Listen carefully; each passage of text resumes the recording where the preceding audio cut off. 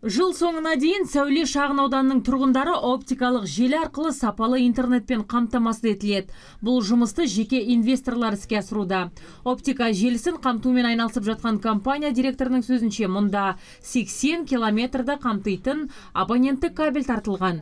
Нәтижесінде 12 мыңнан астам қала тұрғындарын сапалы интернетпен қамтуға толық мүмкіндік жасалған. Төрт адамыз.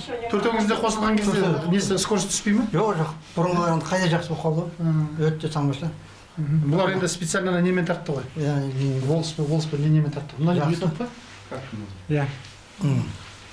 Қалаған нәрсеміз көреміз, Өзбекстанның кино көреміз, Өзбекстанның киносын көреміз. Аталған жобаға компания өкілдері 40 миллион теңгеге жуық қаражат жұмсаған. Алдағы уақытта 3-ші мегаполистегі өзге де шағын ауданда талшықты оптикалық желісін тарту жұмысын қолға алмақшы. Бүгінге дейін 40 миллион ақша құйылды. Және де алдағы таңда біз жалпы есеппен Қазғұрт, Бадамбір, және де Қарабастау, Құрсай елді мекендеріне 790 миллион ақша салуымыз керек.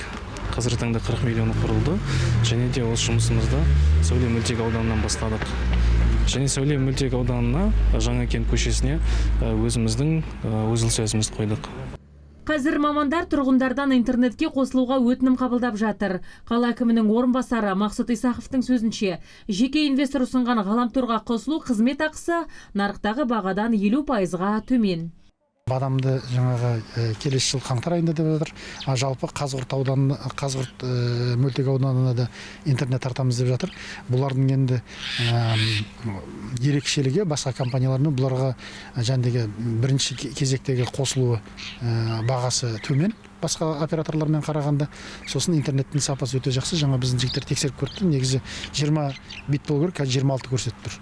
Жыл соңына дейін шаһарда кең жолақты интернет желісіне қосылғандар санын 91%-ға жеткізу жоспарланған. Мұндай нәтижеге қол жеткізу үшін бюджеттен қаражат бөлмей, жеке инвесторды тарту жұмысы қалада қарқын алыпты. Бүгіннің өзінде жауаптылар 4 компаниямен келісім шарт жасасқан.